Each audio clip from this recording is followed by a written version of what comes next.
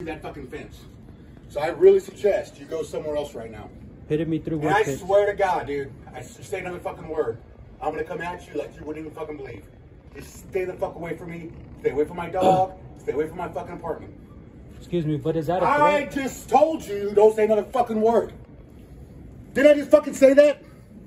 Is it worth it? Is it worth it?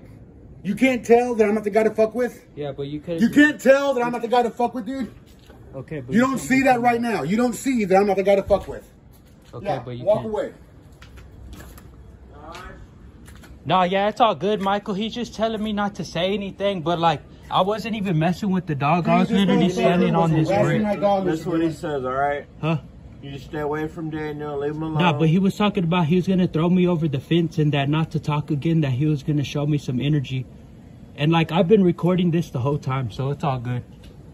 Because I'm literally helping you out and I know what I'm doing. It's not like I've been staying over here forever. And I wasn't even throwing rocks at the dog. The dog was actually barking and he was whistling.